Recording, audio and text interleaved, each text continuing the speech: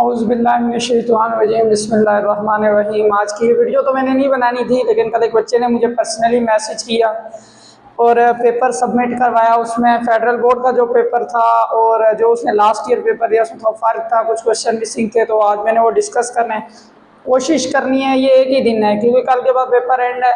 इससे वीडियो को किसी ने देखना नहीं है, तो ये कोई व्यूज़ वगैरह के लिए तो नहीं है। ये कोशिश करना है कि इसको समझना है और जहाँ से समझना है उससे डिस्कस कर लेना कमेंट में।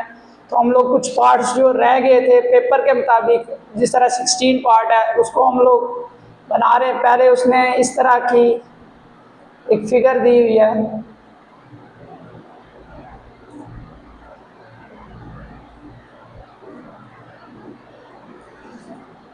और 3 इनपुट्स दिए हुए हैं ए, बी और सी, और वो कह रहा है कि इसका क्या लिखे, लॉजिक इक्वेशन लिखे, right the logic equation of the following. तो मैं थोड़ा सा लॉजिक इक्वेशन डिटेल में समझाता हूँ ताकि इससे थोड़ा चेंज आए तो कोई मसला। ये जो डी शेप बना होता है इसका मतलब होता है मल्टीप्लाई। क्या होता है? मल्टीप्लाई। जो भी इनपुट होंगे उनको मल्टीप्लाई करेंगे। तो यहाँ डी शेप के पीछे इनपुट जो है ए बी, ये मल्टीप्लाई। और ये जो शेप होती है जिसको हम तीर की तरह की शेप होती है, इसका मतलब होता है जो भी हो। फॉर एग्जाम्पल में एग्जाम्पल का ए प्लस बी होगा अगर इसके 2 इनपुट्स हैं, तो ये यूज होता है मल्टीप्लिकेशन के लिए, ये यूज होता है प्लस के लिए। तो अब अगर मैं इसको स्टार्ट आउट करूं कि ये ऑपरेशन चल रहा है, यहाँ से 2 इनपुट आगे डी लगा हुआ है, तो logic gate A multiply B, फिर अगेन इधर से सी ही जा रहा है। अब इन दोनों को आगे जाके क्या किया गया है, प्लस किया गया, ये वाली शेप। तो आगे जो ऑपरेशन लॉजिक का बनेगा प्लस सी। तो ये मेरे पास एक लॉजिक इक्वेशन आ गई फॉर द गिवन ऑपरेशन। अगला क्वेश्चन है जी, question number 17, form truth table. Form truth table of the following. ये याद रखो, ट्रूथ टेबल बड़ा आसान सा काम है कि हमें एक लॉजिक इक्वेशन दे दिया, इसका ट्रूथ टेबल। तो अगर 2 वैल्यूज हो, मिसाल के तौर पर मैं बता रहा हूँ, लॉन्ग में 3 वैल्यू वाला भी आ सकता है, उसको भी डिस्कस करते हैं थोड़ा सा। ए तो हम लोग यूज करेंगे 0 0 1 1, ठीक हो गया। अब बी मेरे पास आएगा 0 1 0 1, ठीक है। अब ये 2 के लिए, अगर 3 के लिए हो, थोड़ा सा ये ध्यान देना, अगर वैल्यूज एक्स वाई और जेड आ जाए तो फिर थोड़ा सा पैटर्न चेंज होगा। 4 0 और उसके बाद 4 1 आएंगे।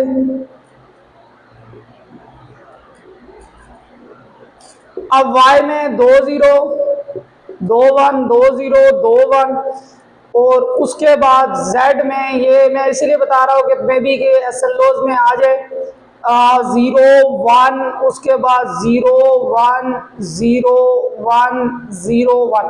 आगे जो भी होगा तुम लोगों ने वैसे ही बनाया, लेकिन ये पैटर्न याद कर लेना है। अब यहाँ देखो, इसमें हमने बनाना है ए और बी, दरम्यान में कोई साइन ना हो, मल्टीप्लीकेशन का होता है। बहुत आसान सा काम है, मल्टीप्लाई करेंगे। ए मल्टीप्लाई, इधर देखो 0 0 से मल्टीप्लाई, 0 बच्चों को 0 1 0, उसके बाद 1 0 0 और 1 1 1। अब इसके बाद ए बी पे बार, ये जो बार होता है इसका मतलब ये कि 0 हुआ तो 1 कर दो, 1 हुआ तो 0। तो अब यहाँ पे देखा जाए 0 है तो 1, 0 है तो 1, 0 है तो 1, और ये आ गया 0। अब उसके बाद जो नेक्स्ट ऑपरेशन है, इन दोनों को क्या किया गया, प्लस किया गया। मैं इसको एफ नाम दे देता हूँ। क्या नाम दे देता हूँ? एफ, ताकि जगह का इशू रिजॉल्व हो जाए। अब यहाँ देखो, इन दोनों को प्लस, 0 में 1 1 0 1 1 0 1 1 1 0 1। तो ये बेसिकली हमारे पास क्या आ गया, truth table. I hope so के क्लियर हो गया होगा। नेक्स्ट क्वेश्चन की तरफ चल रहे हैं।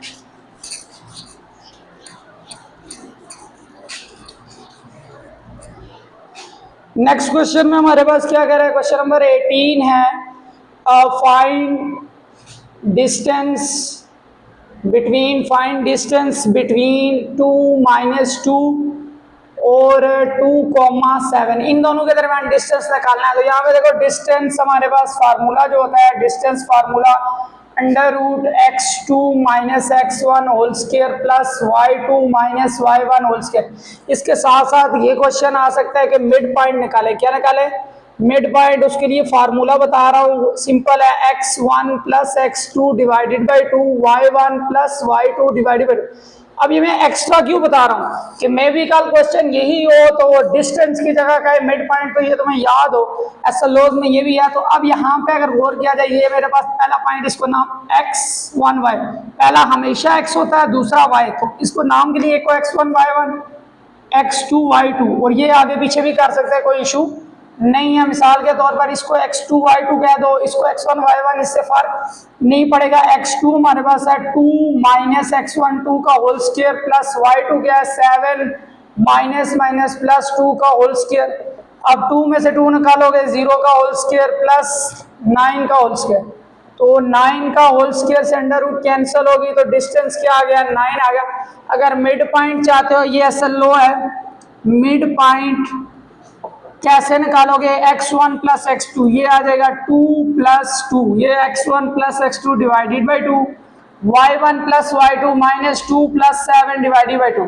तो अब यहाँ पे आएगा 4/2 5/2, तो ये जो पहले वाली है कटिंग हो जाएगी 2, 5/2। तो मेरे हिसाब से ये क्लियर हो चुका होगा। नेक्स्ट पार्ट की तरफ चलते हैं।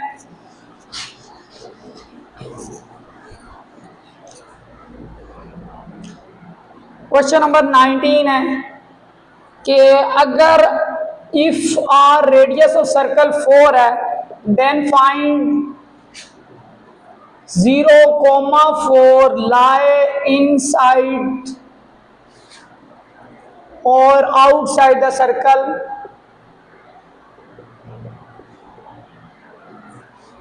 Having centre -3,1। तो अब यहाँ पे क्वेश्चन बड़ा टेक्निकल है कि हमारे पास एक सर्कल है, ये उसका सेंटर उसने दिया हुआ है क्या, हैविंग सेंटर है जी -3,1, उसने रेडियस भी दिया हुआ है, कितना रेडियस है 4। अब वो कह रहा है कि एक पॉइंट है, तो चेक करें वो पॉइंट उस सर्कल के अंदर आ रहा है या बाहर आ रहा है।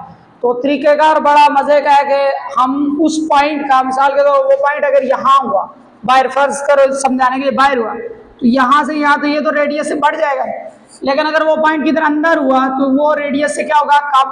तो हम उस पॉइंट का सेंटर से डिस्टेंस निकालते हैं, अगर वो डिस्टेंस रेडियस के से कम आया तो वो इनसाइड होगा, रेडियस से ज्यादा आया आउटसाइड होगा, और अगर इक्वल टू रेडियस हुआ तो फिर बाउंड्री के ऊपर होगा, इस बाउंड्री के ऊपर सर्कल के। तो अब निकालते हैं जी, इन दोनों के दरमियान डिस्टेंस डिसाइड करेगा कि इनसाइड है आउटसाइड है या फिर, तो ये है डिस्टेंस निकाल रहे हैं, क्योंकि सेंटर से पॉइंट तक का डिस्टेंस फार्मूला वही x2 minus x1 whole square plus y2 minus y1 whole square.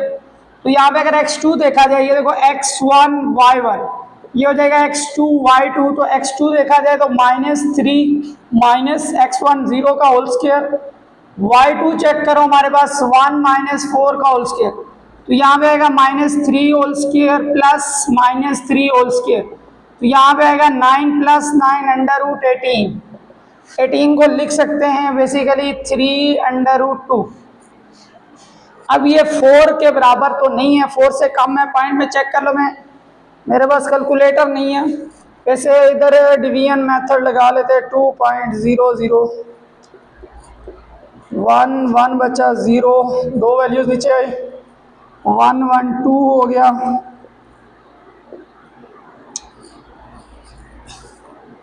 तो ये बेसिकली ग्रेटर देन 4 ही होगा, अंदाजा चेक कर लेना है, बेसिकली क्या 4 से ग्रेटर होगा।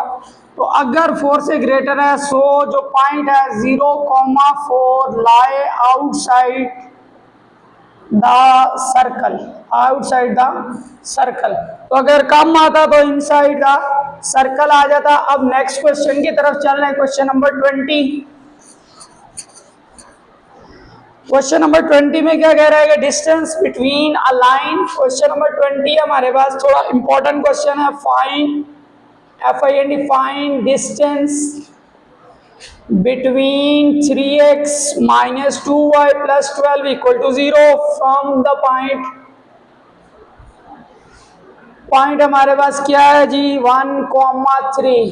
अब यहाँ पहला क्वेश्चन है वेरी इंपॉर्टेंट है कि लाइन का पॉइंट से डिस्टेंस कैसे निकालते हैं। इसका फार्मूला जो होता है डिस्टेंस लाइन ये लाइन की इक्वेशन है, ये पॉइंट है, तो उसका फार्मूला होता है a x one plus b y one plus c over under root a square plus b square. अब सवाल पैदा होता है सर ए किधर है बी किधर है, पॉइंट तो चलो ये है x one comma y one, तो ए किधर है, तो इसे स्टैंडर्ड के साथ कंपेयर करो, a x plus b y plus c is equal to 0। अब a इक्वल टू 3 है, b इज इक्वल टू -2 है और c इज इक्वल टू 12 है। तो अगर इसमें वैल्यूज पुट करेंगे, a की जगह आएगा 3x1, x1 कितना है 1, प्लस b की जगह क्या आएगा -2y1 3, प्लस c कितना आ जाएगा 12 डिवाइडेड बाय अंडर रूट, ये मॉडुलस ऊपर तक है, under root a square plus b square, तो 3 का स्क्वायर प्लस 2 का स्क्वायर, तो ऊपर आएगा 3 1 3 -6 प्लस 12 डिवाइडेड बाय 3 का स्क्वायर, ये अंडर रूट 13 हो जाएगा। अब यहाँ देखो इन दोनों को ऐड करो कितना आ जाएगा 12 और 3 15, 15 में से 6 निकालो, under root 9 over under root 13, 9 क्या होगा जी, अंडर रूट 9 हमारे पास कितना आ जाएगा 3 ओवर अंडर रूट 13, तो ये डिस्टेंस आ गया पॉइंट से। डिस्टेंस हमेशा पॉजिटिव होता है, इसीलिए प्लस वाली वैल्यू ही होगी। क्वेश्चन नंबर 20 के बाद आ गया क्वेश्चन नंबर 21।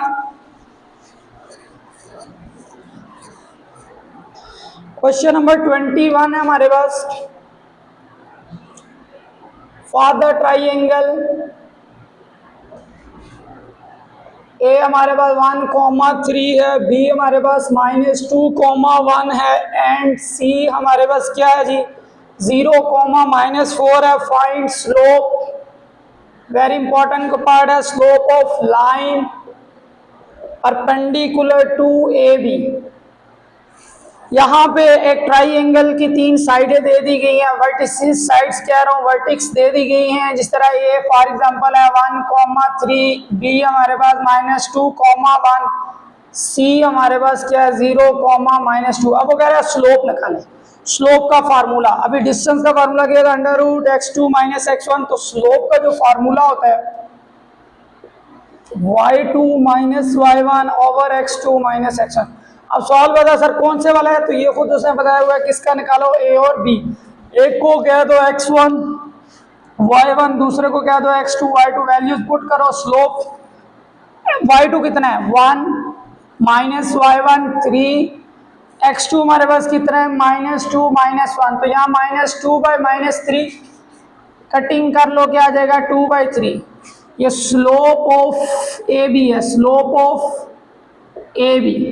अब ये याद रखो स्लोप फॉर परपेंडिकुलर, इसे रिप्रेजेंट हम से कर रहे हैं स्लोप फॉर परपेंडिकुलर, जब भी कहा जाए इसे -1 से डिवाइड करो, slope of perpendicular to A B, तो क्या करोगे -1 डिवाइडेड बाई 2/3, -1 डिवाइड से मल्टीप्लाई 3/2 आ जाएगा, -3/2, तो ये आंसर है। आई होप सो कि क्लियर हो गया होगा।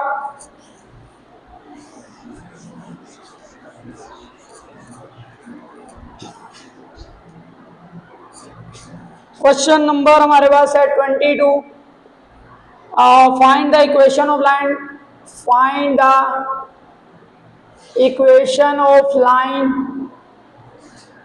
थ्रू,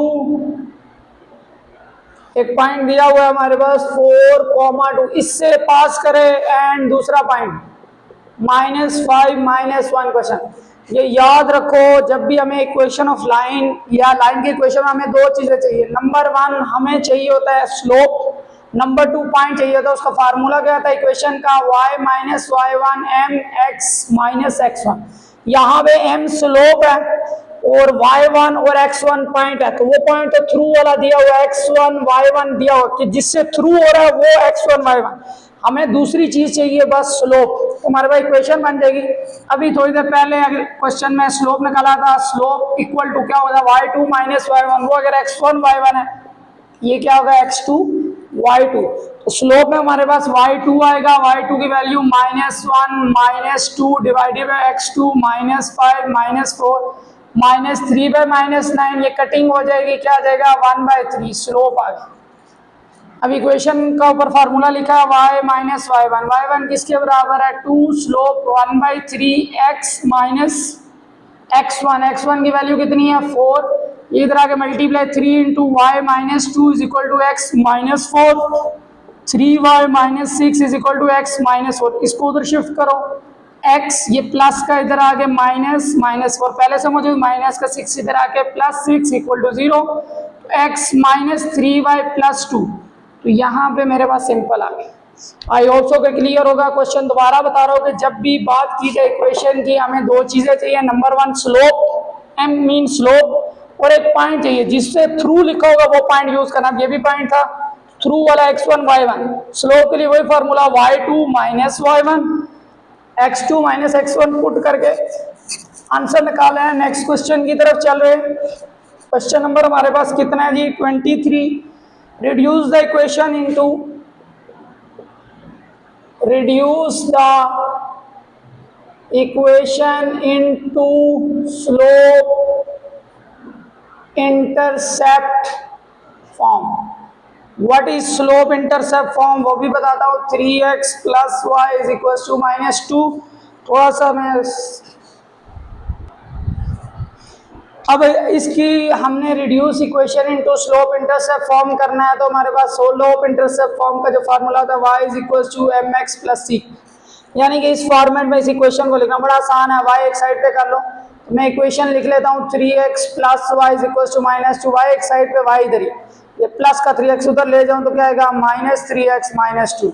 तो ये हमारे पास क्या आ गई स्लोप इंटरसेप्ट। इसे कंपेयर कर लो, y is equal to mx plus c, तो ये m किसके बराबर आ रहा है स्लोप -3, और जो इंटरसेप्ट है y इंटरसेप्ट यानी कि c इज इक्वल टू -2। तो ये हमारे पास क्या आ गई slope intercept form. Next question की तरफ चल रहे हैं। क्वेश्चन नंबर हमारे पास 24 में कह रहा है find equation of circle, find equation of circle के, एक सर्कल की इक्वेशन फाइंड करें हैविंग सेंटर, जिसका सेंटर क्या हो, हैविंग सेंटर -1, 2 एंड रेडियस √2, जिसका सेंटर ये हो और रेडियस। ये जो इक्वेशन ऑफ सर्कल होती है इसकी दो इक्वेशन होते हैं, एक होती है जनरल फॉर्म, एक होती है स्टैंडर्ड फॉर्म। तो जब सेंटर और रेडियस दिया स्टैंडर्ड फॉर्म यूज करते हैं, क्या होती है x minus h whole square y minus k whole square is equal to r square. अब ये h और k होता है, ये क्या है h और k, तो वैल्यू पुट कर लो x माइनस h, ये माइनस और वो वाला माइनस आ जाएगा whole square plus y minus k2 का होल स्क्वायर r रेडियस √2 का होल स्क्वायर, यहाँ पे आ जाएगा x प्लस 1 का होल स्क्वायर y माइनस 2 का होल स्क्वायर, ये कट जाएगा 2। This is equation of circle. Question number 25 है हमारे पास, find the centre of the following, find the centre of circle, find the centre of circle. तो मैंने बताया था स्टैंडर्ड फॉर्म ये है। अब जनरल फॉर्म में एक इक्वेशन दे दी है, कह रहा है कि सेंटर निकालो, तो हमारे पास 6x plus 6y equal to 0 वगैरह, इसका सेंटर निकालो। तो इसको कंपेयर करो जनरल फॉर्म से, x square plus y square plus 2gx plus 2fy plus c is equal to 0। जब कंपेयर करेंगे ये देखो 2g इक्वल टू क्या है -6, 2f इक्वल टू क्या है 6। तो जब इसे कंपेयर करेंगे तो g, मैं इस साइड पे ऊपर लिख रहा हूँ ताकि नजर सही है, तो यहाँ पे आएगा G g is equal to -6, 2f equal to 6, तो g is equal to -6/2, f is equal to 6/2, cutting कर लो, g इज इक्वल टू -3 और f इज इक्वल टू 3। तो जो सेंटर होता है बेसिकली सेंटर का फार्मूला होता है -g और -f। अब ये g है तो -g साइन चेंज कर लो, क्या जाएगा +3, इसका साइन चेंज करो -3। This is the centre of equation. Last part रह गया हमारा पेपर कंप्लीट। तो क्वेश्चन नंबर 26 में क्या कह रहा है, find the radius of circle, find the radius of circle के, एक रेडियस है उसका सर्कल है उसका रेडियस फाइंड आउट करें। ये आ गया।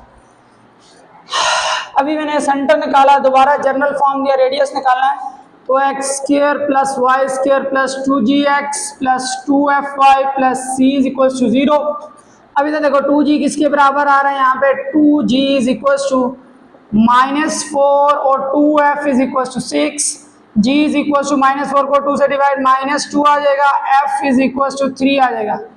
अब जो रेडियस का फार्मूला होता है इस साइड पे लिख रहा हूँ, radius of circle is equal to g square plus f square minus c होता है। तो यहाँ पे g की वैल्यू देखो -2 का होल स्क्वायर प्लस f की वैल्यू देखो 3 का होल स्क्वायर माइनस c कितना है जी -12, ये आ गया। तो अंडर रूट हमारे पास 2 का स्क्वायर 4, 3 का स्क्वायर 9, उसके बाद हमारे पास माइनस माइनस प्लस 12 आ जाएगा, इसको 13 और 15 25 और 5 आ गए। एक और क्वेश्चन है जो रह गया था कि हमारे पास एक सर्कल है, उसकी टाइप बताएं, इसी तरह उसका रेडियस निकालेंगे। क्वेश्चन नंबर 27 है जो लास्ट पार्ट है, तो उसका रेडियस नेगेटिव आएगा। तो जब इस तरह किसी सर्कल का रेडियस नेगेटिव आए तो वो सर्कल क्या होता है, इमेजिनरी होता है। ये खुद करना है इमेजिनरी पार्ट, मे बी के तुम में से किसी को पेपर हो तो वहाँ से देख लेना है, मेरे पास ये लिखे हुए हैं बाकी मोबाइल में। सबसे पहले थैंक करो उस बंदे का जिसने मुझे पर्सनली मैसेज किया, क्वेश्चन में मुझे खुद नहीं पता था क्योंकि मैंने बोर्ड के से निकाला था पेपर, उसमें ये मौजूद नहीं थे। इन सब क्वेश्चंस को करने के बाद रजिस्टर निकालो देखने के बाद और प्रैक्टिस करो, इंशाल्लाह तुम्हारा पेपर बहुत बेस्ट होगा। तो थैंक यू फॉर सब्सक्राइब करने।